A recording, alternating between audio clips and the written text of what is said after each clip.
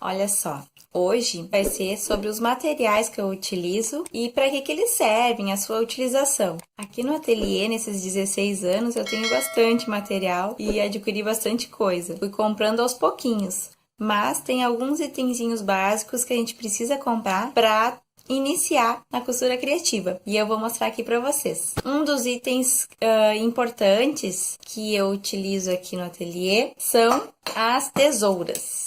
Na verdade, é necessário duas tesouras, mas eu tenho várias tesouras, né? Essas duas eu utilizo assim. Geralmente, eu compro uma específica para tecido e a outra eu utilizo para usar com manta acrílica, para cortar outras coisas aqui no ateliê. Mas a de tecido é só para tecido, então não utilizo mais em nenhum outro material. Quando eu faço o sanduíche de patchwork, que é o tecido, a manta acrílica e mais o forrinho, eu não uso essa aqui, eu uso esta. Por quê? Porque a manta acrílica pode tirar o fio da tesoura. Então, eu deixo essa só para tecido. Geralmente, nas tesouras que eu tenho aqui no ateliê, eu costumo escrever aqui tecido com canetinha. Tecido, manta acrílica, papel, plástico, porque daí eu tenho uma tesoura para cada material, né? E para não confundir. Mas agora, como eu comprei assim tesourinhas coloridas, eu acabo sabendo pela cor qual que é para qual tecido. Essa aqui que eu comprei, investi um pouquinho mais, é uma tesoura importada muito boa, mas as tesouras nacionais também são ótimas, né? Então, tesoura a gente tem que separar, porque se perde o fio muito fácil cortando a manta acrílica. Bom, outro material que eu tenho aqui e que eu uso bastante é a fita métrica, né? A gente precisa medir os trabalhos, tudo, né? Só que eu não uso só fita métrica, né? Como eu trabalho bastante com patchwork e às vezes corto várias quantidades de quadradinhos e coisas assim, eu também utilizo a régua e a base de corte. Além da fita métrica, eu utilizo a régua. A régua, essa minha tem 15 centímetros por 60 centímetros. Eu utilizo bastante ela porque ela já vem com as medidinhas, ó, 5 por 5. Cada quadradinho desse tem 5 por 5. Então, ela facilita bastante na hora de fazer marcações, na hora de medir e cortar várias estampas ao mesmo tempo. Para utilizar essa aqui, eu preciso ter a base de corte, que é esta, né? A minha tem 45 por 60. E daí, para cortar, eu utilizo o cortador circular, né? E o cortador circular é bem afiadinho, precisa ser, né, para cortar várias camadas de tecido. Então, eu utilizo esse aqui quando eu quero cortar vários tecidos ao mesmo tempo. E esses três são os itens para quem quer investir no patchwork mesmo, né, meninas? Confesso para vocês que no meu início, eu não iniciei com uma grana muito alta, então eu fui fazendo sem a base de corte, sem o cortador, tranquilo, porque são materiais são caros. Hoje em dia, inclusive, eles não são tão caros porque tem aí para comprar na internet, que são materiais que também são bons e mais barato, né? Eu, na minha época, 16 anos atrás, era caro mesmo para comprar. Então, eu não investi de primeira. Primeiro eu quis perceber se ia dar certo o negócio próprio, então eu fui fazendo com o que tinha. Comprei uma tesoura, aí eu pegava e marcava com a fita métrica, riscava com lápis e cortava na tesoura mesmo. Riscava e cortava com a tesoura. As tirinhas e tudo mais. Então, muito tempo eu cortei com a tesoura mesmo, não cortei com o cortador circular. Então, para quem quer começar tranquilamente, só com a tesoura, faz as marcações também tem aquele giz que apaga, o giz mágico, né? Ou então a caneta fantasminha também pode, né? Usar, que é um pouquinho mais cara a caneta fantasminha, mas pode ser com o giz de costureira mesmo, né? Então eu marcava e cortava na tesoura, certo? Não é necessário fazer esse investimento agora mesmo. Material que eu utilizo bastante aqui, as agulhas e alfinetes. Então, assim, eu utilizo bastante, né, para fazer costurinha invisível, e eu alfineto bastante. Eu também, além do alfinete, eu utilizo bastante os pregadorzinhos, aqueles assim, né? Esses assim, deixa eu mostrar pra vocês. Esses assim, né?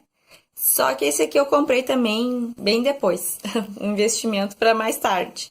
Mas esse aqui é imprescindível para a gente não deixar o trabalho torto, né? Próximo material que eu vou falar são as linhas, certo? Eu utilizo esses cones assim, eu utilizo a linha 100% poliéster mesmo e compro do conezinho maior porque acabo utilizando muito, né?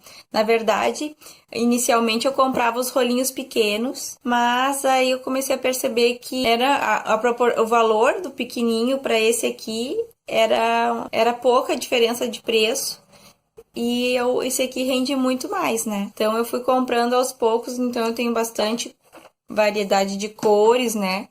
Para poder fazer os caseados. Então, umas coloridinhas são bem legais. Mas a branca e a linha crua são as que eu mais utilizo para fazer o patchwork. As linhas coloridas são mais para fazer o caseado mesmo, para fazer o bordadinho por fora. E também quando quero botar um viés, né? Então eu tenho que usar a linha da mesma cor. Também as bobinas, né? Pessoal, eu sempre deixo a minha caixinha cheia, inclusive ela já está pela metade, para facilitar aqui no ateliê. Então as bobinas eu deixo cheias já, né? E a linha também, utilizo bastante a linha pipa.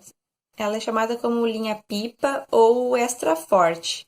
Ela é uma linha que é bem forte, então para fazer costura invisível, eu utilizo essa aqui, para fazer as costurinhas invisíveis. Outro item, então, que eu utilizo bastante e que aqui no ateliê é um amigo que eu tenho para as horas difíceis, que é o desmanchador.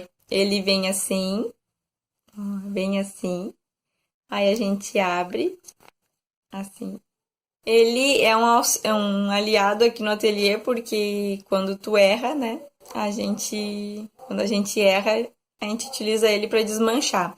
Ele tem duas funções, desmanchador de pontos ou abridor de casas. As casas para botar os botões, né? Primeiro a gente faz a costurinha da casa e depois com ele abre o meio da casa, rasga o tecido no meio para fazer a abertura da casa dos botões, né? E vocês sabem para que serve essa bolinha? Estão vendo que tem uma bolinha vermelha bem numa das extremidades? Essa bolinha vermelha, ela serve para desmanchar com mais facilidade a costura que a gente errou. Se a gente erra uma costura, a gente pega e passa com ele assim na costura. Abre bem a costura e vai passando assim. Essa parte da bolinha é pra gente colocar pra dentro do tecido. Ou seja, para não rasgar o tecido por dentro, para não enfiar, ela tem essa bolinha. Então a gente consegue pegar e passar bem assim, bem pertinho, bem na costura assim, entre os tecidos, sem rasgar o tecido por dentro, usando com a bolinha por dentro. Aí agora o principal, né, são os tecidos. Eu utilizo muitos tecidinhos de várias cores e eu utilizo aqui no ateliê 3 tipos de tecidos basicamente. Primeiro que todos são 100% algodão, certo? Esses aqui são... Eu sempre compro de bastante qualidade, eu gosto de trabalhar com qualidade, né? Então, eu trabalho com tecidinhos de 100% algodão, tricoline. Trabalho com percal, que também é 100% algodão. E a diferença do percal para tricoline é que o percal, ele tem mais metragem. de largura, né? Tem 2,70 de largura. A tricoline tem 1,5 de largura, então eu uso os dois. O percal eu utilizo mais assim para fazer kit berços, para fazer lençóis, porque os lençóis precisam de uma metragem maior do que 1,5 m. Então eu utilizo o percal. O percal também é muito bom para não criar bolinhas e tal. E uso também o algodão cru. Eu utilizo o algodão para fazer o sanduíche do patchwork, para fazer o sanduíche de tecido, manta acrílica e o algodão cru. Então eu utilizo bastante do algodão cru quando eu quero botar um forrinho mais encorpado, porque o algodão cru é mais encorpado que o tecido de algodão, né, que é tricoline. Então eu utilizo o algodão cru para deixar mais encorpada a peça. E também fica um forrinho bem delicado e as clientes gostam. Eu utilizo para botar nas capinhas de caderno, em alguns estojos. Então eu utilizo para fazer o quilt livre. Também gosto de usar porque fica bem estruturado a peça, né? Então eu utilizo esses 3 tecidos basicamente aqui no ateliê. Aqui o algodão cru, ó, meninas. O que eu compro, ele é um pouquinho mais grosso, então ele é mais encorpado. Ele não é o jeans, ele é o intermediário. Ele não é aquele bem fininho, mas é o intermediário, porque ele encorpa bastante a peça, né? Também utilizo manta acrílica. E a manta que eu geralmente compro aqui de rolo mesmo, aqui no ateliê, é a manta acrílica 100, né? A de 100. E eu utilizo a R1. A R1, o que que é? Um lado da R1 vem com uma colinha. Quando tu bota o tecido aqui e passa ferro, o tecido gruda um pouquinho na manta acrílica e deixa mais estruturada a peça para a gente passar costuras sem deslizar o tecido. Então, R1, que um lado tem cola e o outro não tem cola. Então, geralmente eu utilizo a R1. Às vezes eu compro a R2. O que que é a R2? Cola dos dois lados. Que a R2 fica mais estruturada, ela é mais durinha ainda. E às vezes eu uso a que não tem cola nenhuma, né? A manta comum. Se eu não quero a estrutura da peça, né? Eu utilizo daí sem cola dos lados. Mas é bem tranquilo e eu uso a manta acrílica 100. Outra coisa também que eu utilizo, a fibra siliconada. Ela é bem macia para encher os bonequinhos e as coisinhas que eu faço aqui no ateliê. Aí vem os aviamentos, né?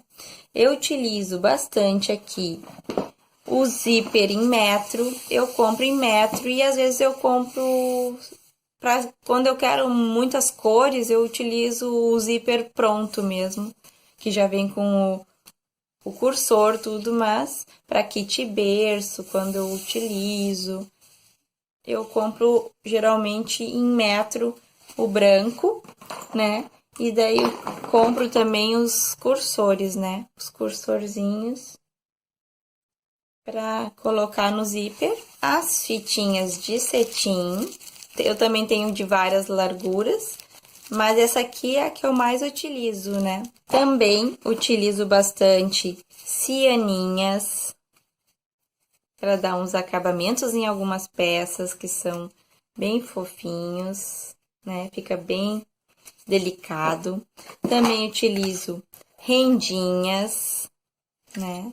Bem lindas as rendinhas. Utilizo também, que tá sendo um sucesso aqui no ateliê, a rendinha de organza, mais delicada. E também utilizo o bordado inglês, bastante para fazer as toalhinhas de bebês e tudo mais, porque eu trabalho aqui no ateliê bastante com enxovais de bebês, né? Então, eu direcionei o meu ateliê para o nicho de bebês. Então, eu utilizo bastante essas rendinhas. Também tenho bastante botões. Então, eu tenho uma caixa de várias caixas de botões, né?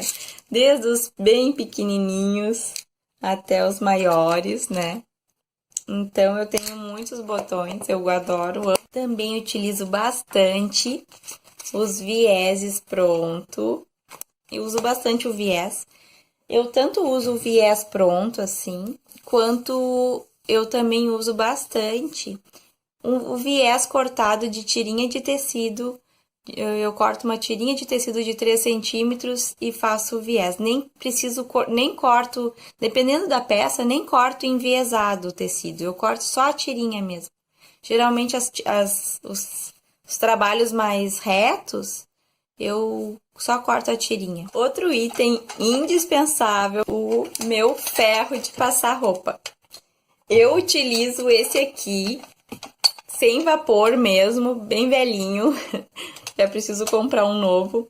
Mas eu utilizo esse aqui porque eu uso muito termocolante aqui no ateliê. Utilizo muito termocolante, então o ferro a vapor ele pode grudar o termocolante, dar um acidentezinho. Então eu não gosto de usar vapor no termocolante, né? Eu gosto de passar sem o vapor. Mas aí vocês vão me dizer, mas Carol, e o tecido que amassa muito, como é que tu faz com esse ferro sem vapor? O vapor facilita. Realmente, por exemplo, o algodão cru é bem difícil de passar, alguns tecidos amassa bastante, ou o algodão, né, amassa bastante. Então, o que eu utilizo? Este aqui, ó. Eu coloco num borrifador. Qual é a vantagem de usar o borrifador? No ferro de passar roupa a vapor, a gente não consegue botar o que eu coloco aqui dentro, ó. Eu coloco um pouquinho de amaciante. Então, a água que eu utilizo aqui já vem com cheirinho. Então, eu acho que fica bem tranquilo. Claro, né, meninas? Assim, ó, não dá pra gente encher de água e vir com o ferro em cima. Não dá. Tem que borrifar um pouquinho bem a distância para não manchar o tecido. Uma distânciazinha de uns 30 centímetros. Dá uma sacudida no tecido, aí vem com ferro. Né? Às vezes eu também passo eu borrifo de um lado e viro o tecido e passo do outro, para não dar nenhum acidente de manchar o tecido, né? Eu compro um rolinho, pela internet eu compro, desse termocolante aqui, ó. Ele é um termocolante permanente, então ele não desfia. E se eu quiser, não precisa nem casear, mas eu faço o caseado para dar um acabamento. Mas ele é uma película, ó, como ele desgruda a película, certo? Então, desse lado aqui onde tá o papel, eu passo a ferro, certo? E essa película aqui fica grudada no tecido. Aí eu tiro o papel e posso utilizar o tecido com o termocolante. Inclusive, eu tenho assim, ó, pessoal, caixas, ó, separadinhas por cores, ó. Então, assim, eu separo as cores, já os retalhinhos de tecido com o termocolante. Vocês estão vendo que aqui o tecido tá com a colinha, ó. Essa colinha vai pro trabalho, eu passo a ferro, então eu já tenho os retalhinhos e daí eu pego o meu molde, venho risco aqui no lado da cola e vou lá e coloco no meu trabalho. Então eu sou a Carol Clauck e espero que tenham gostado do vídeo.